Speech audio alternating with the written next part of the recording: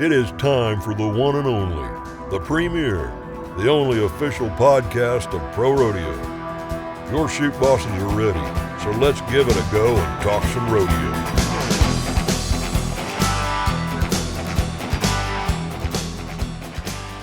And welcome into another episode of the Chute Bosses, the official podcast of ProRodeo. Tanner Barth and Tracy Rink, and we're finally back here in the studio. Tracy, it's been a busy last couple of weeks. You know, we go from the Cowboy Christmas run to the NFR Open, the Calgary Stampede, and the Hall of Fame induction, and it's kind of been a whirlwind here around the PRCA headquarters for a while. Yeah, it's about as busy as it's almost as busy as the NFR. I mean, that's how crazy it is. It packs about 2 weeks in of just pure craziness, rodeos, the NFR Open, the Calgary Stampede, the Hall of Fame. They're just all jammed into basically like a week process. Yeah, and it has been a busy time. And we mentioned that last week's episode, we were actually out at the NFR Open here in Colorado Springs. And one of the things we mentioned off the top was talking about Cowboy Christmas. And we stand corrected. We have a correction to throw out there to all of our viewers. We mentioned last week that Caleb Driggers and Junior Nagata broke the all-time record, Tracy, for earnings during that Cowboy Christmas run. But we had some more numbers coming in, and guess what? It's Ty Harris yet again. He shatters the record, $49,550,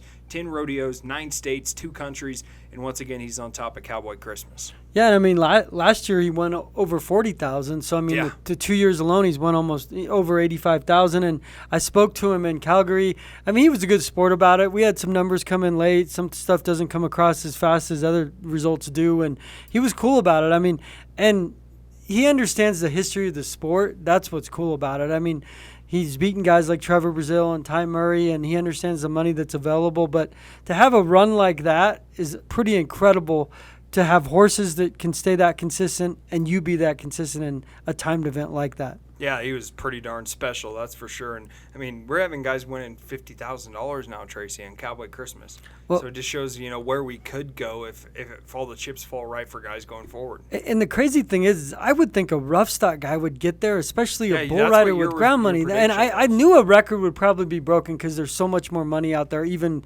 from 23 to 24. The thing that surprises me, we had so many rough stock guys bunched up between like 20 and 29,000.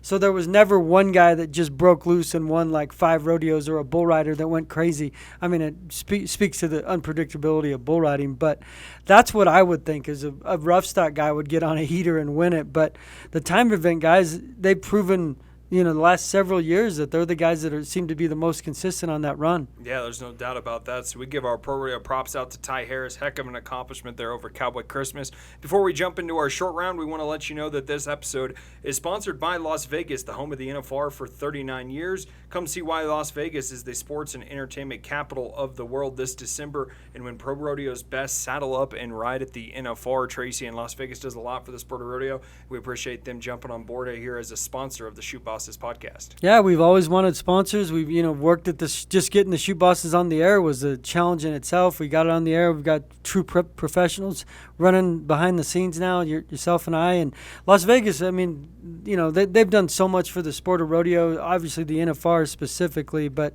it's a great place to have the NFR, and we're going to be there for a long time now that they just signed that pact extension. Yeah, you mentioned that Las Vegas is doing a lot of great things in rodeo. And another city that's doing a lot of great things in rodeo is Calgary. Tracy, you had a chance to go up to, north of the border to the Calgary Stampede, a historic rodeo, payouts that are fantastic for cowboys and their families, and, life-changing in some sort of ways for guys to go up there. Just kind of give us a breakdown of what it was like to go to the Calgary Stampede, because it's one of those rodeos that a lot of people have on their bucket list. Yeah, I mean, the first thing you notice is it's just so big. It's such a big fairgrounds. It's unbelievably clean. It's almost cleaner than you would ever think. Everything is so organized and clean. But the fairgrounds itself, where the Stampede takes place, fits over 20,000.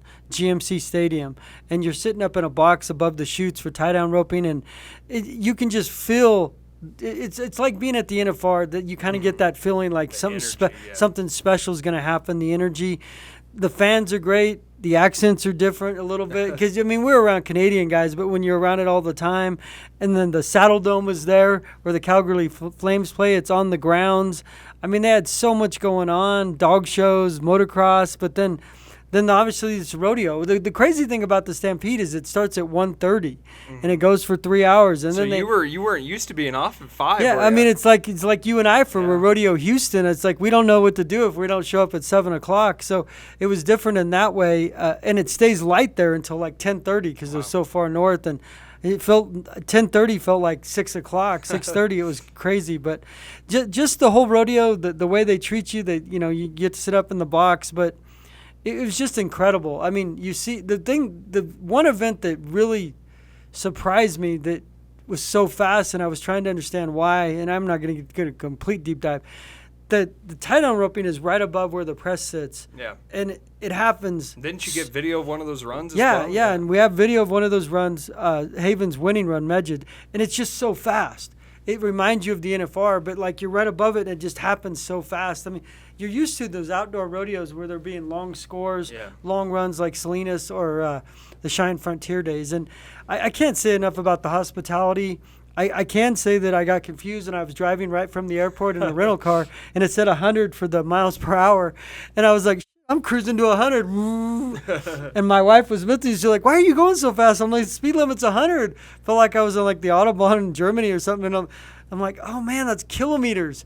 And then I didn't realize until I got back to fill up gas, it was like $1.58. And I'm like, man, they're living high on the hog here. It's $1.58. Well, I didn't realize it was by the liter, and everything in America is by the gallon. Because I'd never been to Calgary. I mean, I've been to Canada, but I was a small child when I went to Winnipeg, like 5 years old.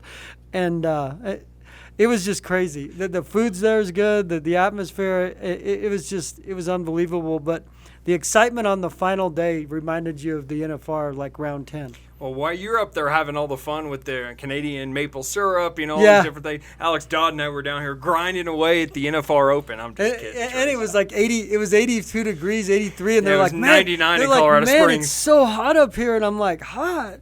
It felt like Pueblo, 105. Like I was like, it's 105 in Pueblo, and I'm like, this feels great. And they're like, man, it's hot, it's sweating. I'm like, And then you guys are like 100 degrees. You're sitting in your car. Yeah. Thank God my AC works. Trying to survive the Friday matinee, but in all seriousness, Tracy, the NFR Open was great here in Colorado Springs. I saw the final results, and there was some crazy things happen. Yeah, we had a bunch of guys that are, whether they were world champions or in contention for world champions. Pretty much every event had 5 to 10 guys, almost inside the top 15 of the world standings, whether they came in, at the beginning of the rodeo on Tuesday or they were in that Friday to Saturday pool. But, some great performances. Keenan Hayes goes back-to-back. Sage Newman in his first ever NFR Open wins the NFR Open.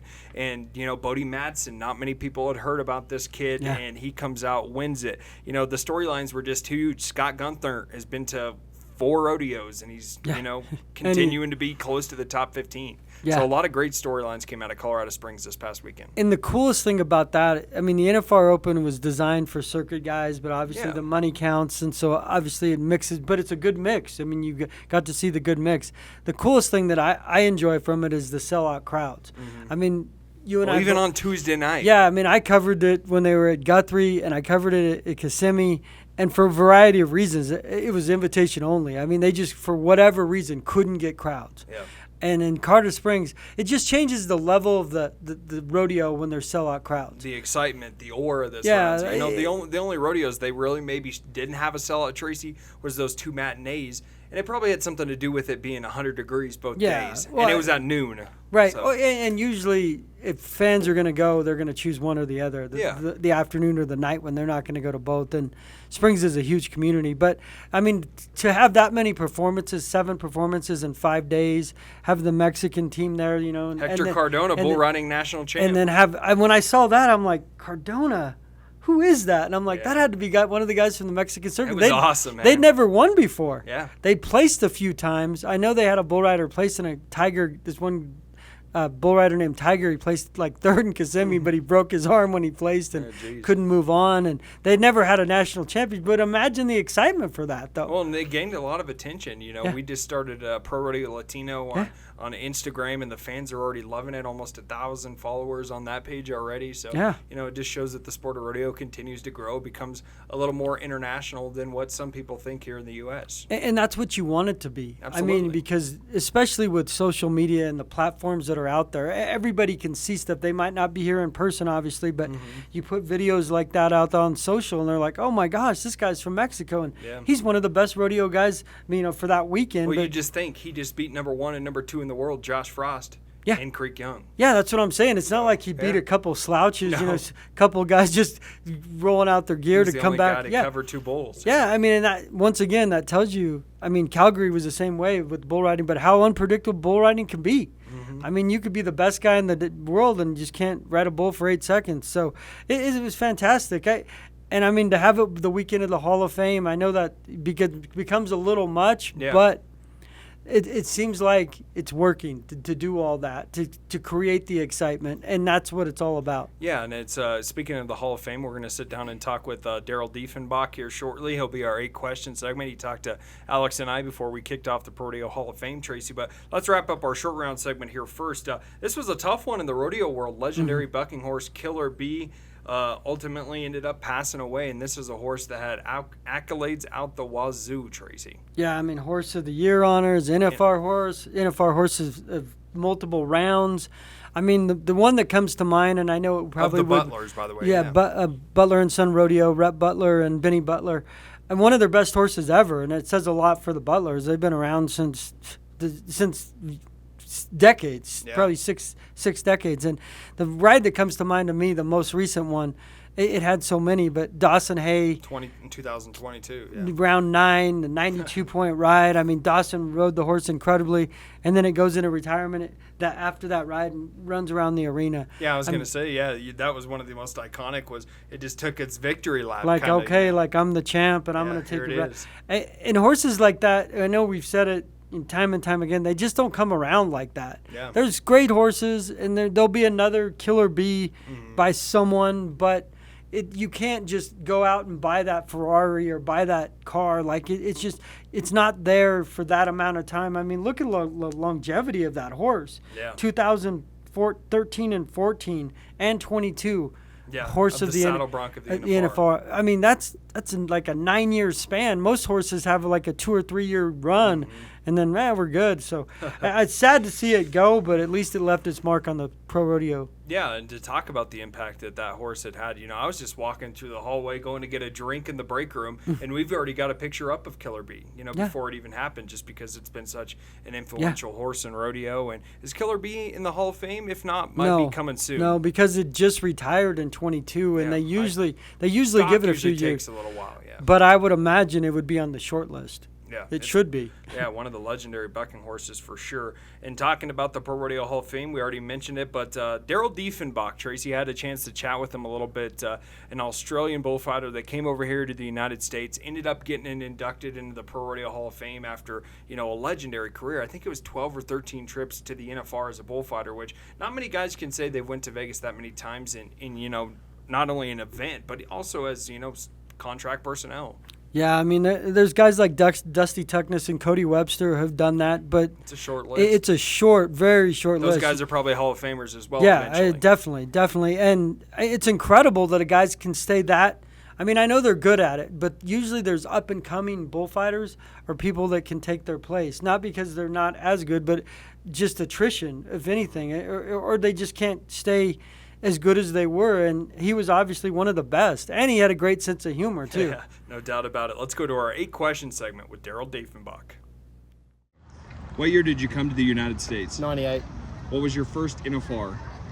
2001. Who's your rodeo idol? Graham Bagaro. Do you prefer Australian food or food here in the United States? I've become accustomed to U.S. food. What's your favorite rodeo? That's a trick question. I'll make a lot of people mad. Who would play you in a movie? I don't know. I feel sorry for whoever did. What is the make and model of the first vehicle you drove? Holden, HC Holden. What does it mean to be a Pro Rodeo Hall of Famer? Unbelievable. Dream come true. Here we go.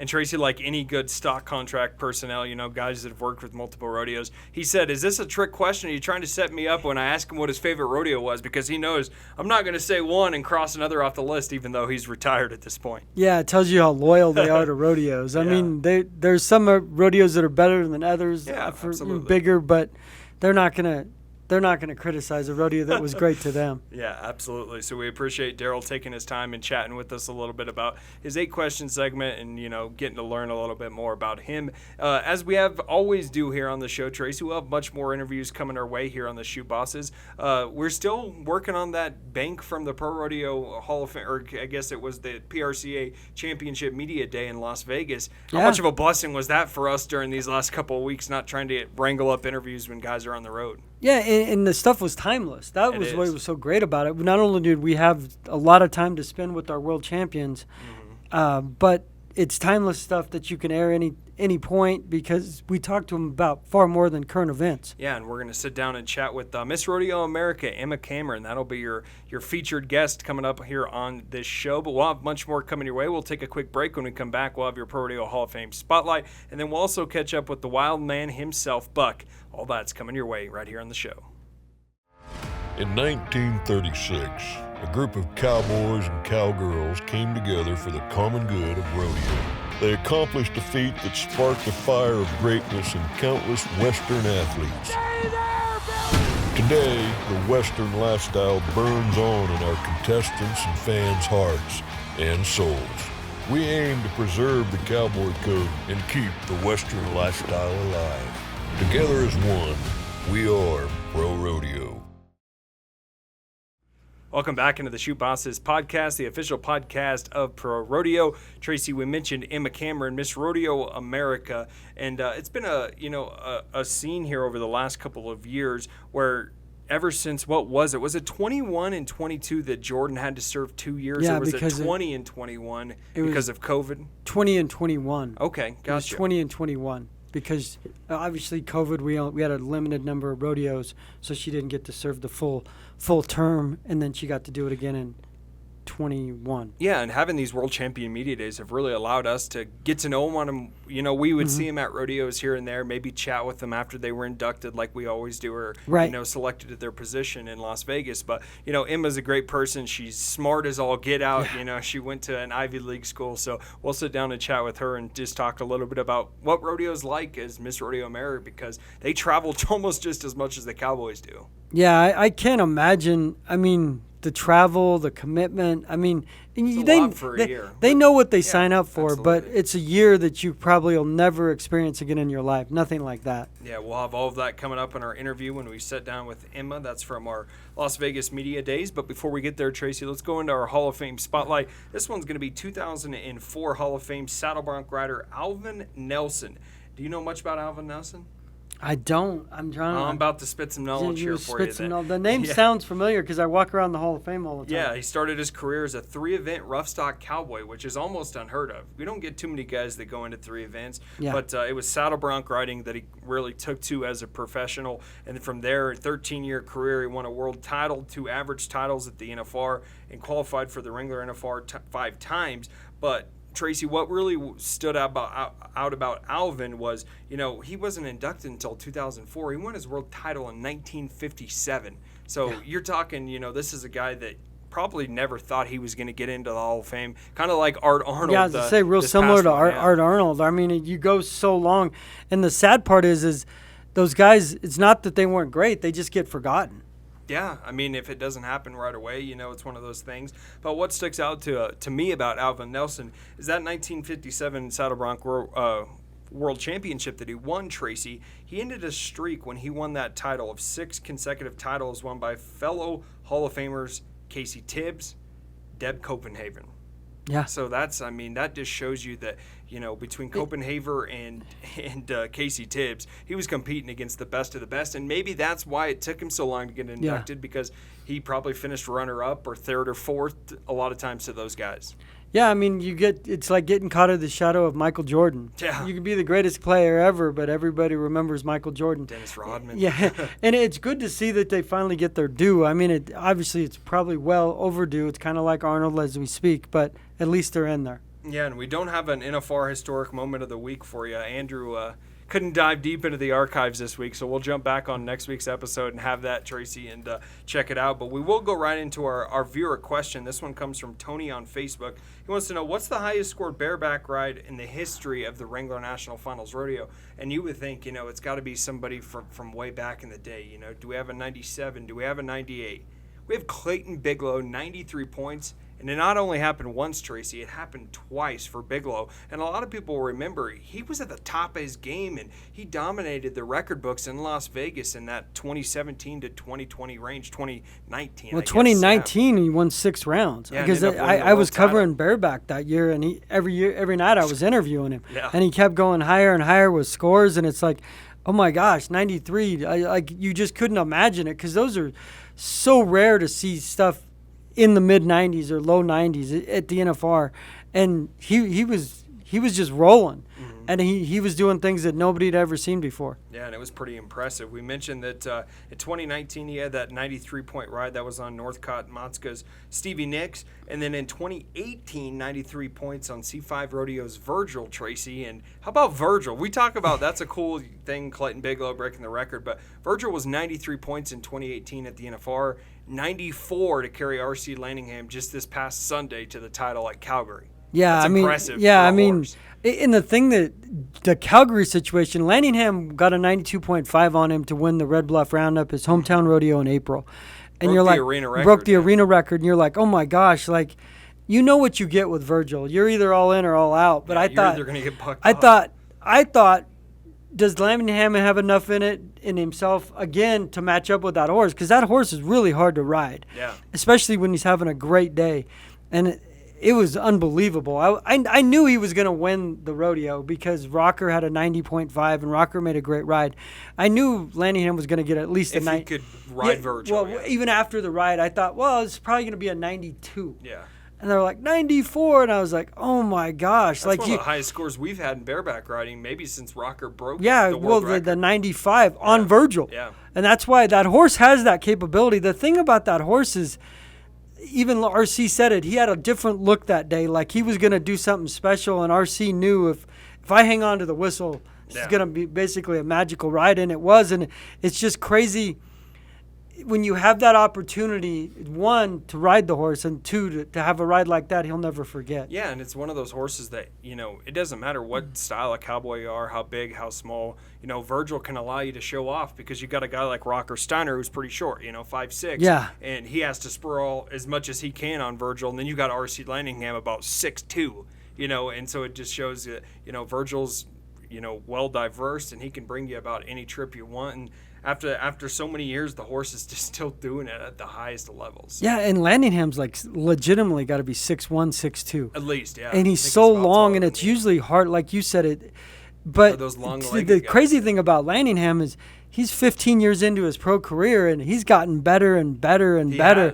And he even said that in his quote, like, it's great that these guys win Calgary when they're young, but they really don't appreciate what this means. I've been doing this for 15 years waiting for this moment. That's why it was so emotional for him. And I mean, I was like, oh my gosh, like this is crazy. When you actually think about it, that 15 years, and Rocker's 20 years old. Yeah. And he won it at 19, didn't he, or 18? Yeah, 18. Yeah. Rocker won it when he was 18, and so and RC wins it at 33. Cool. So, and he wins it on he got to the round on was it Special Delivery, an older horse, and then Virgil's no spring chicken, and then obviously RC's not, and his quote was, I guess the old guys still got it. And they did that day. I mean, it's incredible. Yeah, it's a pretty awesome moment up there in Calgary. There's no doubt about that. And Tracy, last week, I think we saw that Buck, he was... Well, no, I had a viewer question. Chute Boss, okay. you forget CBN. Tries because to call me in. This is one of my favorite segments. They called me in and they asked me, Tracy,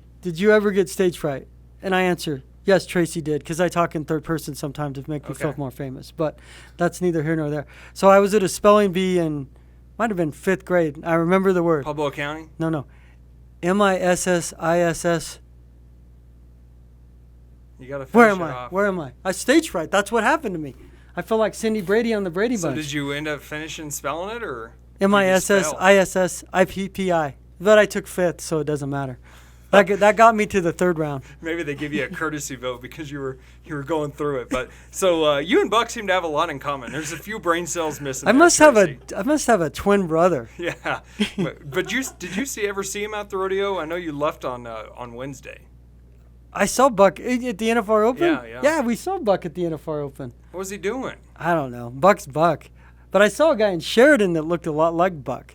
Did you see that video? That video was circulating. He looked like long lost Uncle Buck. There you go. Let's go to Buck. He's got your Pro Rodeo word of the day. I'm Buck, official correspondent of the Chute Bosses, the official podcast of the PRCA. My word for the day is player, as in guys try to be players and get in the mix to make the NFR. When it comes to Buck, I tried to be a player in baseball. Steve Rack 3! I remember the ump telling me, "You're out, Buck. Three strikes means you're out." What's that mean? I don't believe this. I'm Buck. Farm life means always hoping for the best, but planning for uncertainty. You have to be ready for the next everything, the next dawn, the next season, the next harvest, the next technology, the next challenge, and the next generation. No matter what comes your way, we can help keep you ready for the next.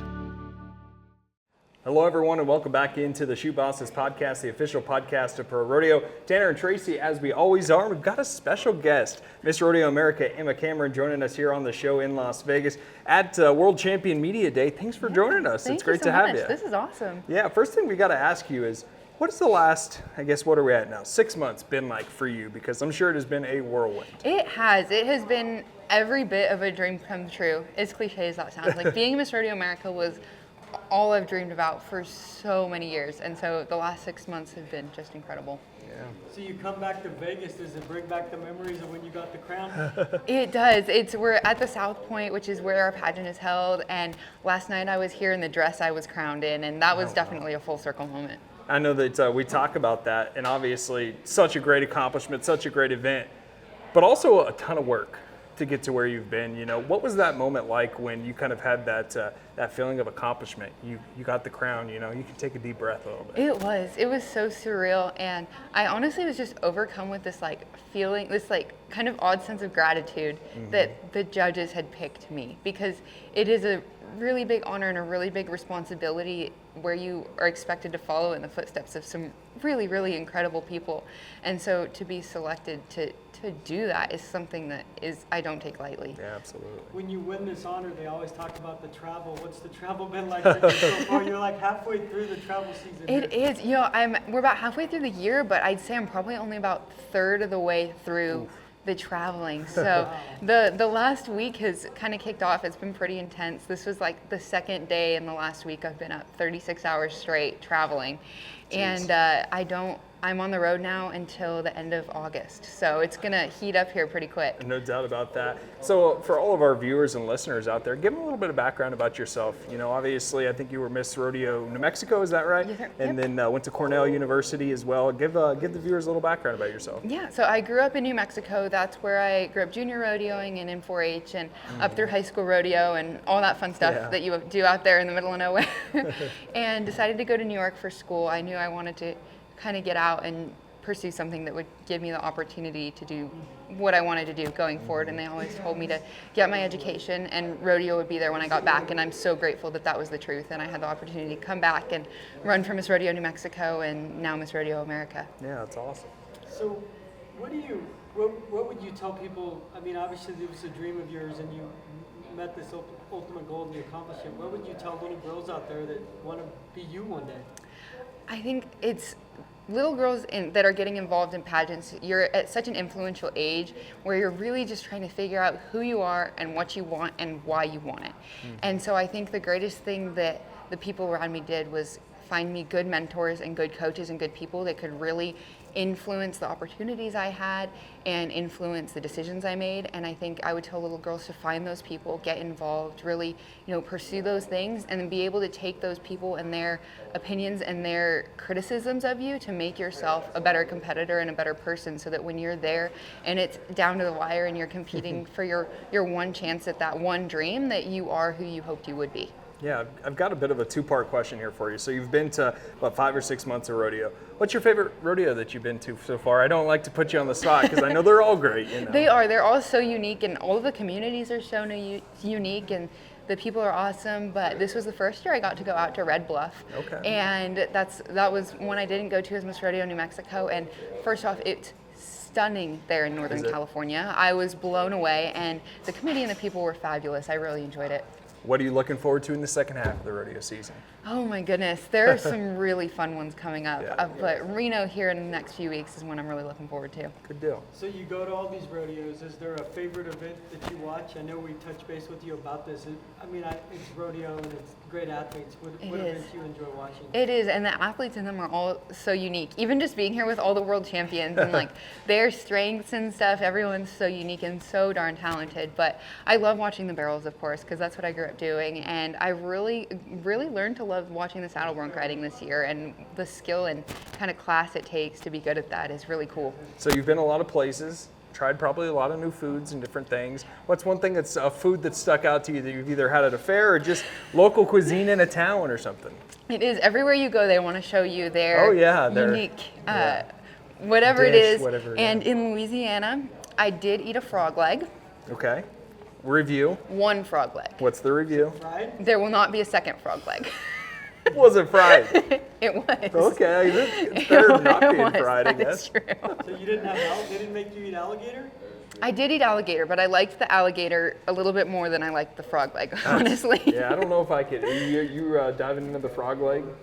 Not the frog. I had alligator, and alligator. It tastes like chicken. It was too squiddy for me. The time I ate it, Oh, really? it was too squiddy. That's kind of how I felt about the frog leg. And maybe I ate a frog leg and they told me it was alligator because they didn't know they were trying to trick me. Oh, that's great.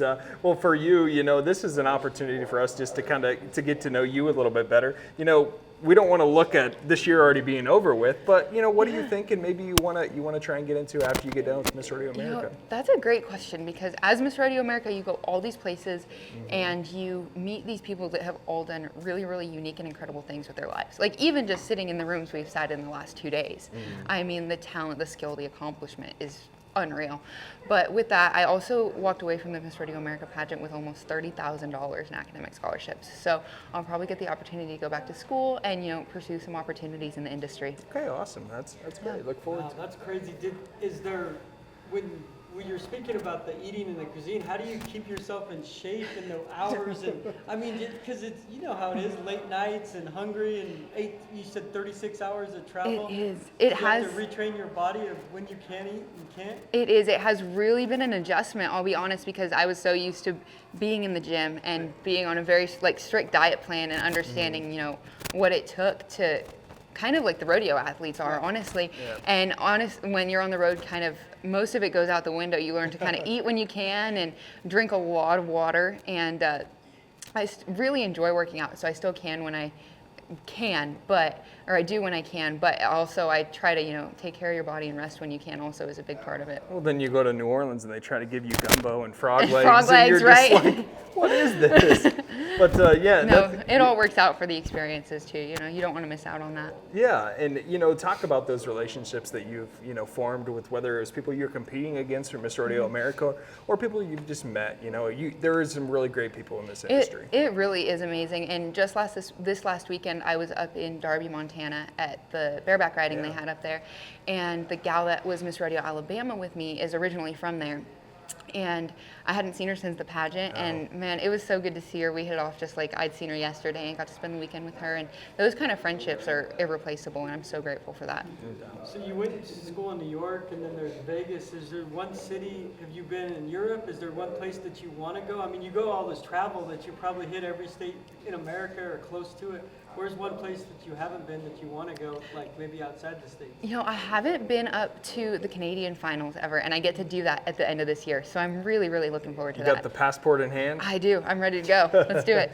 Well, Emma, we can't thank you enough. We know that you do a great job representing the sport of rodeo out on the road, and we appreciate that, and also appreciate you just sitting down and chatting with us. Awesome. Well, thanks so much, guys. I enjoyed it. Yeah, absolutely. There it is, Emma Cameron, Miss Rodeo America, right here on the Chute Bosses. That's going to do it for another episode of the show. You can catch us on all your favorite podcast streaming platforms, as well as our YouTube page, and so much more. That's going to wrap it up. Until next time, keep on rodeo. He's addicted to danger, ruled by passion and pride. To pain and fear he's no stranger, but his lust needs to be satisfied. Hooked on an 8-second ride.